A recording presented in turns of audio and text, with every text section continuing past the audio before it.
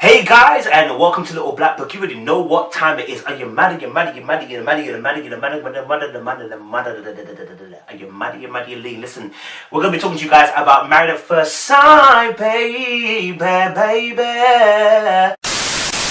be talking to you guys about Married at First Sight, the end episode. So we're gonna talk to you guys about what happened at the reunion section. Firstly, about Keith and Iris, and we're gonna really kind of delve deep a little bit into that. Hey, if you're new to the channel, make sure you like, share, subscribe. For those of you returnees, make sure you do what? You ain't got the minerals, baby. I am mad, Elena, gay, baby. First thing I noticed, obviously, is everybody's in entrance. So I tried to take into what was going on, to kind of get a feel in terms of what they're feeling. So the entrance, first of all, we get an entrance in by Keith and Iris, and the first thing I noticed was the fact that there was a consistent, there was a little bit of a distance between them, but there was it was a pace that Iris was walking at. The first thing is that there was so much ginger in Iris' step. Like, this girl was trying to prove something to the guy that's next to her, like, yo, I'm something, tap, tap, tap. And then when they walked into the studio, she was miles ahead of Keith by the time she got to the main guy. Do you get what I'm saying? Like, there was a large gap. Whereas beforehand, you saw that there was a closeness when they were leaving in the last episode, when they were leaving the experts, right? You saw that Keith waited until she finished and then left with her.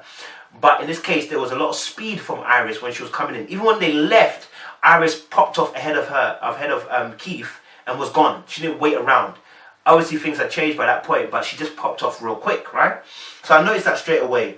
And even when they were sitting on the couch, well, Keith is still man-spreading. So, and the reason why I believe he's man-spreading, he's not keeping, like with Amber and Matt, you see Matt's trying to keep to his side. And Amber's doing a very good job of keeping to her side.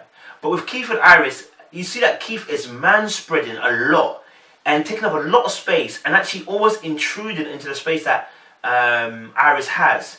And I think it says a lot in terms of what he's doing. He has slightly played a game. And why I say slightly played a game? In the sense of, instead of shutting it down and telling Iris, nothing to go on between you and me, you know. Them and I have been going dinners, saying to you, yes, no. Is there a chance that you would ever even try to date Iris now that the experiment is over? Because in her mind, she came here today thinking that maybe we'll work this out and I would go home with him and make him my husband if I could. I don't think I'm ready to have a wife right now, and I don't think you're ready to be a wife right now. You can't speak for me, but thank you for that. I'm letting you know what I think. Okay. I'm telling you what I think because that's all I can go off of. Okay. And that's what I think. So I will say no. phone calls, still chilling, He's still, even though he knows he ain't there, has still been given her glimmers of hope. And I mentioned this in the last episode when he hugged her. And I said that hug that he gave her was a glimmer of hope. When he said to her, when he said to the group, I'm not sure what I'm going to do. I don't know if I would leave. I don't know if it's over yet. Then what he was doing was giving her slivers of hope, right? And so what we see in this particular instance is that he's man-spreading. And again, it's almost like he's giving her that glimmer of hope that I'm still keeping close to you. And I think it is that thing. He's still keeping close to her. Instead of keeping to his side and stay where he is. It might be my own mind. Do you know what I'm saying? Again, it's noticeable that Iris kept on saying, you know what, in all the things that happened, we're very compatible. And I'm like, this word very, very compatible comes up again, and yet you are still not together. Maybe you're not that compatible. Do you understand? Maybe you're not that compatible. Yeah? Just saying. Maybe you're not that compatible. I'm not going to talk much on that because I spoke in the last episode. But what was interesting, when we were watching the video, they created space between themselves. Keith really mushed himself to the side, and so did Iris. She like hugged the armchair, and there was a good distance between them two.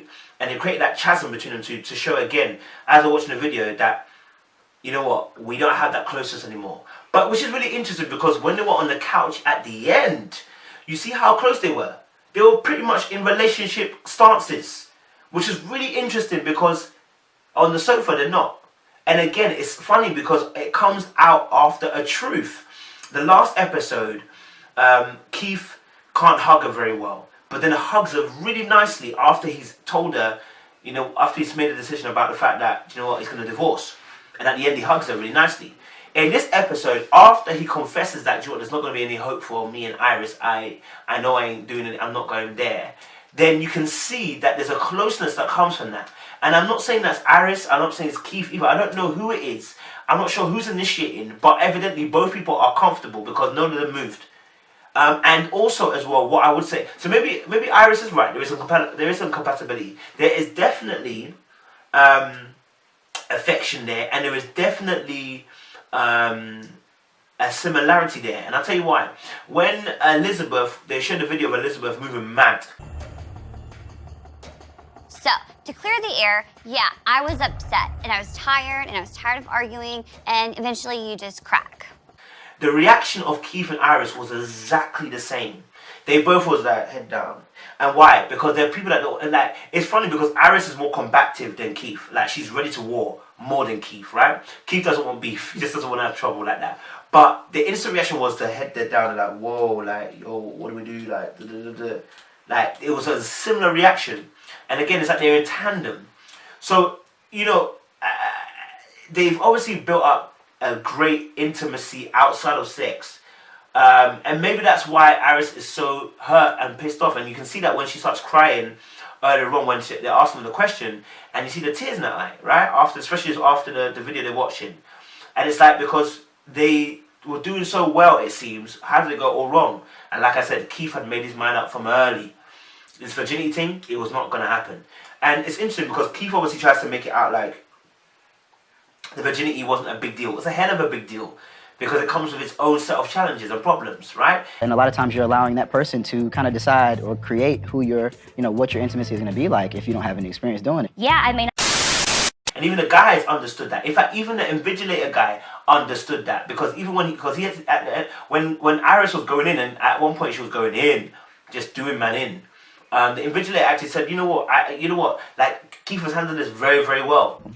Listen, I hear what you both are saying, and I'm telling you, I do have a lot of respect for the way he handled the situation. Oh, absolutely. I do have a lot of respect. Yeah, that's why I will say. So yeah, it was interesting to watch that. It's interesting because I saw some movement. So Keith, for about a minute or so, was wagging his foot a lot. So notice before I think it was just as she was crying, his body language was down. He had his leg down, and then later, literally not a minute later, his leg is up, and he's got his leg over his leg, and his foot is wagging.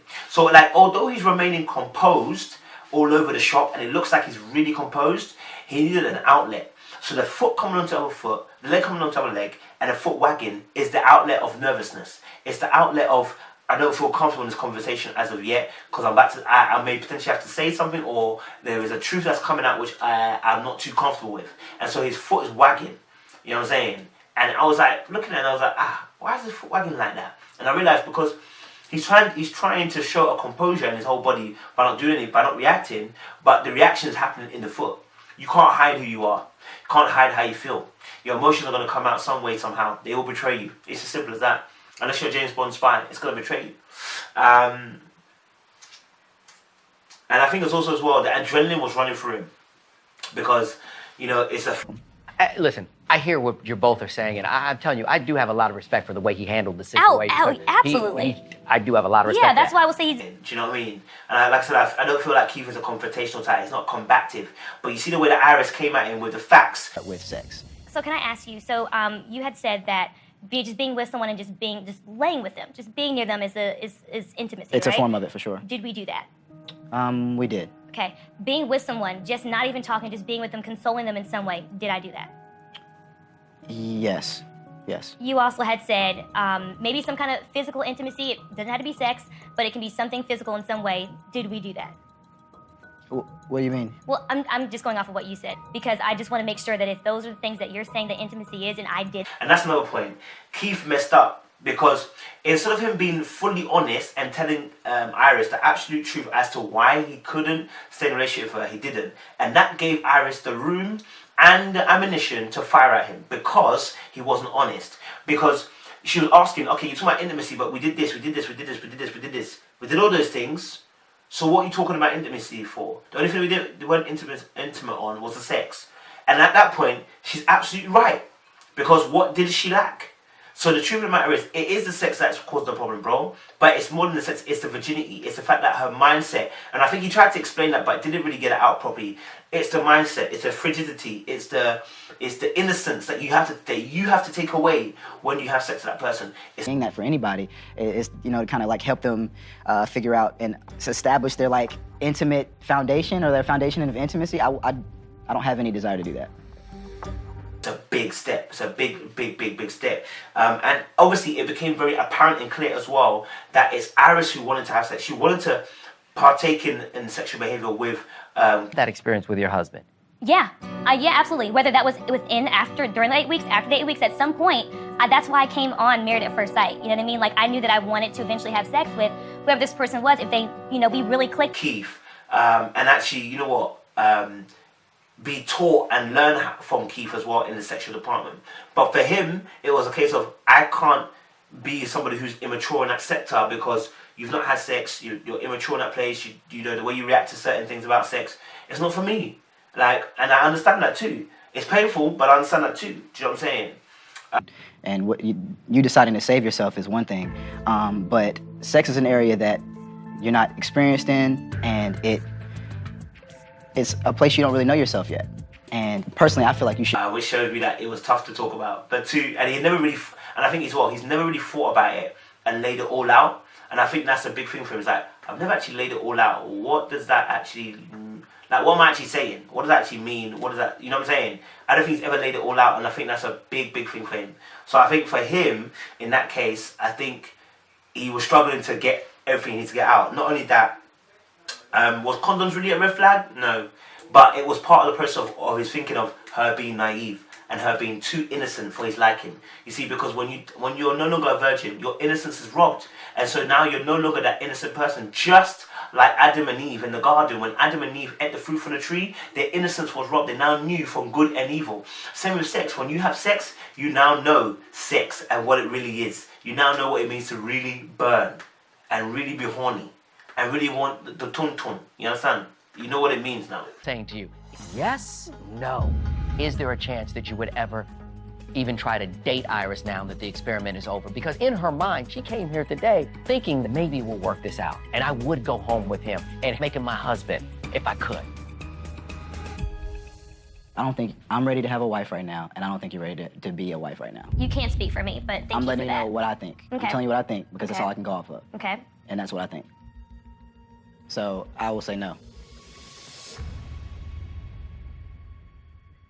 And then my man tried to give her hope, and the individual had to even cancel that hope because he said, listen, it's a simple question, give a straight answer. And in the end, as I said, Keith said what? There's no hope. He's not going there. And then you can see that Iris's face kind of drops. And why does it drop? Because the hope has been taken. That's what the Bible says, that without hope, like, it's the hope of the future. It's the hope of the inheritance that we're going to receive that keeps us running, the race that we're running. It's that hope, and that hope is coming from the Spirit, not from ourselves. And so that hope that is in this relationship, that there's something that's going to happen because they've been talking, catching jokes, and they asked Iris, how are you feeling? And she's like, you know what?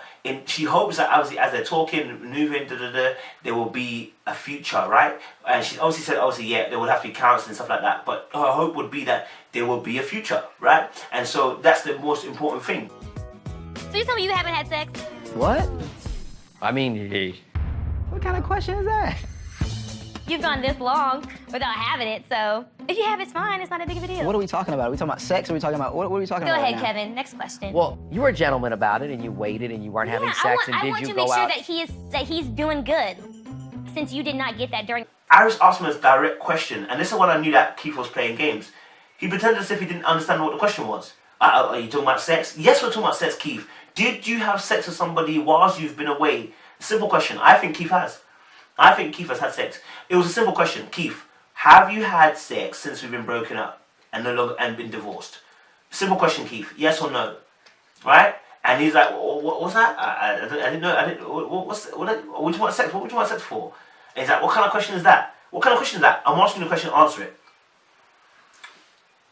Do you get me? And you know, sometimes that we do that to buy us time to give a response. I personally think that Keith has actually had sex in that domain. Or at least done something. yeah, she left after the sofa. She got quick and went, and she didn't wait around for him. So again, it just shows the distance that's come between the two. But it was odd because, like I said, at the end when they were on the couch with all the couples, everybody was saying obviously they were surprised that them two didn't make it. And even when they're sitting, it's so close. It's unbelievable. It's not like last year with Will and Jasmine. They were sitting on the couch and you can see the distance. Like they didn't want, you know what I mean? But with them two, they're sitting so close, so together, so tightly knitted. You are asking the question: are these two together? Do you get what I'm saying? Like it doesn't make sense. Yeah. So it's one of them ones. So yeah, guys, that's part one of the episode. Make sure you like, share, subscribe, and make sure you drop a comment down below as well. Get involved in the conversations. Appreciate you. Stay locked and loaded.